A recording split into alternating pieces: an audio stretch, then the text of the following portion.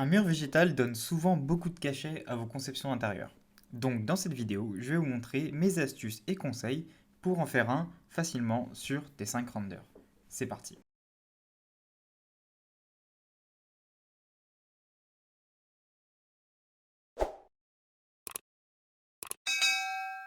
Hello à toutes et à tous, j'espère que vous allez bien. Aujourd'hui, nouvelle vidéo où je vais vous montrer comment faire un mur végétal sur des 5 renders. Mais avant ça, abonnez-vous à ma chaîne et activez la cloche des notifications pour ne pas louper les prochains tutoriels. D'ailleurs, je vous rappelle que si on atteint les 1000 abonnés avant la fin de l'année, j'organiserai le premier jeu concours de la chaîne avec bien sûr un cadeau à gagner. Donc à vous de jouer. Donc la première étape va être donc du coup de créer l'environnement de notre mur végétal dans SketchUp. Donc moi ici, comme on peut le voir, j'ai créé donc du coup une petite pièce avec une lumière, avec une ouverture pour de la lumière naturelle et un espace dédié à mon mur végétal. Tout ce qu'il y a de plus simple, j'ai rajouté deux trois plaintes pour un peu plus de réalisme et on peut voir que dans mon espace dédié à mon mur végétal, j'ai fait des gorges, donc des emplacements pour par exemple de l'éclairage LED pour donner un peu de cachet à tout ça, un peu plus de réalisme, et voilà, et tout ça pour que ça soit un peu plus sympa pour notre visuel final.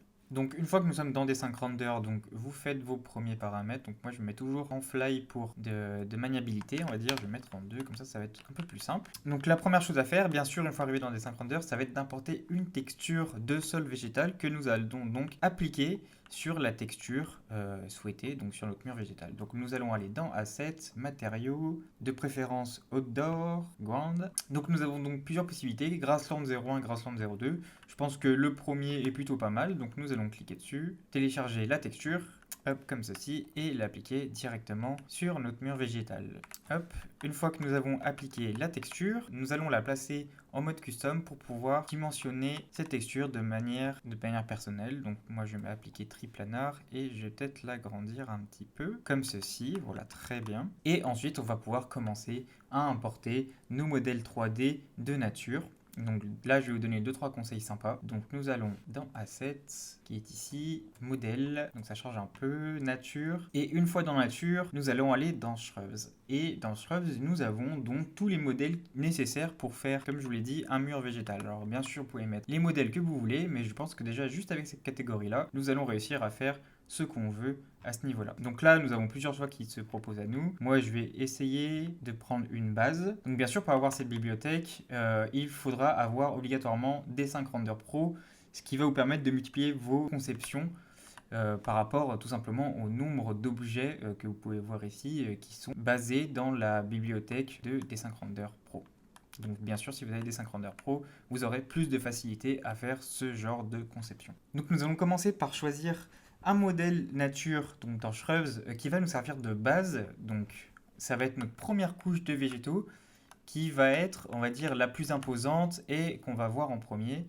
Et cette couche va être très importante pour le visuel de notre mur végétal. Donc moi j'ai sélectionné cet arbuste ici que l'on va tout simplement choisir, retourner sur l'axe pour qu'il soit vertical par rapport à notre mur. Nous allons le dimensionner correctement, on va dire à peu près comme ceci. Donc bien sûr je me suis mis en qualité médium pour pouvoir travailler avec une ergonomie totale.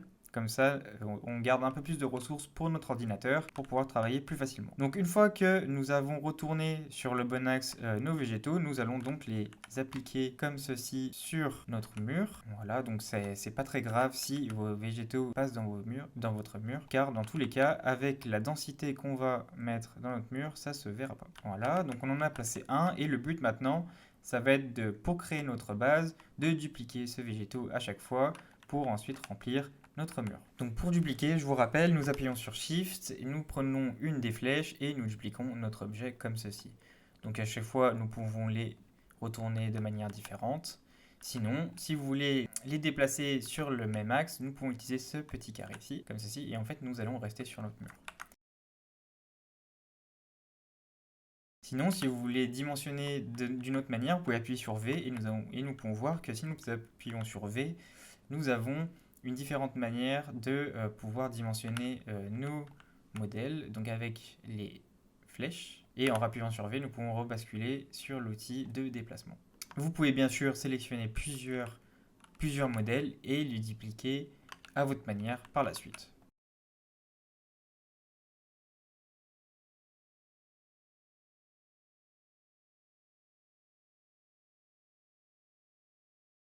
Donc une fois que nous avons fait cette première couche, nous avons donc ce visuel et maintenant la deuxième étape va être de choisir un deuxième modèle de nature qui va être cette fois un peu moins dense et un peu plus aéré pour pouvoir donner un peu plus de relief à notre mur. Donc c'est parti, on va donc choisir par exemple, je pense qu'on va choisir celui-ci. Nous le plaçons sur le mur, nous lui faisons une petite rotation perpendiculaire au mur, on le redimensionne et nous allons en placer de part et d'autre de notre mur, mais avec un peu plus de parcimonie, c'est-à-dire un peu moins. Comme ça, on aura un peu plus de relief sur notre mur végétal. Donc on va en placer, on va dire 5 ou 6. Faut pas hésiter aussi à les faire passer devant les autres.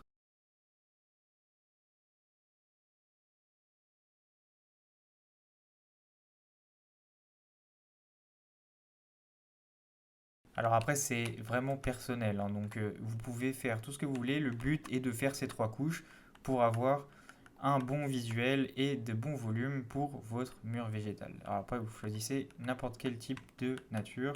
Et je pense qu'avec ça, on est pas mal. Donc après, quand on regarde de côté, bien sûr, notre mur dépasse largement des murs périphériques, mais ce n'est pas très grave, ça donne un peu de volume et donc plus de cachet à notre intérieur. Maintenant que nous avons donné notre deuxième couche, nous allons passer à la troisième couche. Donc encore une fois, nous allons choisir un nouveau végétaux, mais encore plus aéré que les anciens pour finaliser. Pour ça, rien que de mieux que des petites feuilles de palmier ou ce genre de choses. Voilà, donc des espèces de feuilles de palmier. Et nous reproduisons exactement la même manipulation. On sélectionne, retourner et on l'applique directement sur le mur et on la laisse passer devant toutes les autres. Alors n'oubliez pas que si vous avez du mal à sélectionner vos végétaux, vous pouvez tout simplement les retrouver dans la barre d'objets ici, donc en fonction de l'ordre que vous les avez placés. Donc le premier sera bien sûr celui-là, etc., etc. Donc pas de panique si jamais vous n'arrivez pas à déplacer, dimensionner vos modèles.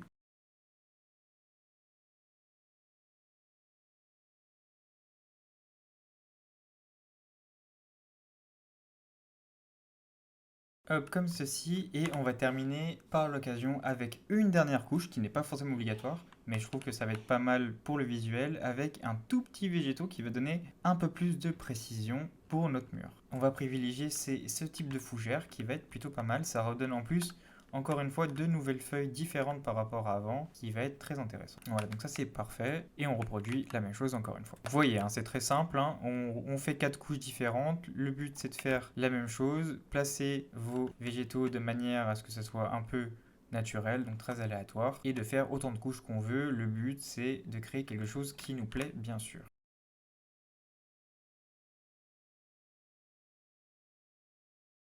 Une fois que nous avons fini avec l'implantation des végétaux, donc vous voyez j'ai utilisé uniquement la catégorie shrubs, donc il vous reste encore à découvrir toutes ces catégories-là, et peut-être que d'ailleurs dans une prochaine vidéo, je vais montrer la catégorie vine qui vous propose des espèces de murs végétaux. J'ai dit espèces parce que vous allez comprendre en voyant les visuels. Donc en fait c'est tout simplement des végétaux qui longent les murs déjà prédéfinis. Peut-être que dans une prochaine vidéo je vais montrer comment les utiliser.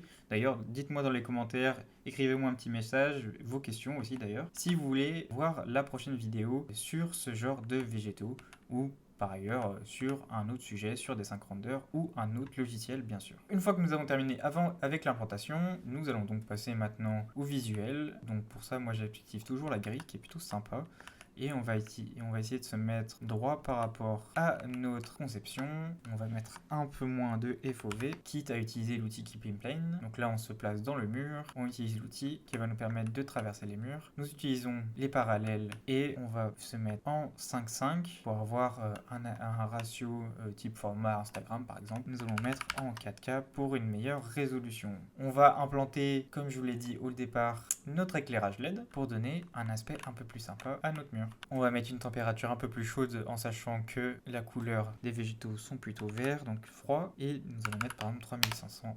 Augmenter un peu la luminosité peut-être, pas trop. Le but est de donner un soupçon d'éclairage comme ceci. Et on se retrouve pour le rendu après que j'ai placé 2-3 matériaux. Donc voilà le résultat final. Je les ai améliorés en plaçant quelques textures pour donner le contexte avec un canapé pour rappeler l'environnement de la pièce. Et on peut voir que j'ai fait 2 rendus. Un rendu sans l'éclairage LED et un rendu avec l'éclairage LED. Comme ça vous donne l'esprit que donne l'éclairage dans un intérieur. Donc voilà, à vous de voir qu'est-ce que vous préférez. D'ailleurs, dites-moi en commentaire si vous préférez avec éclairage ou sans éclairage. Et moi, je vous dis à la semaine prochaine pour un nouveau tutoriel.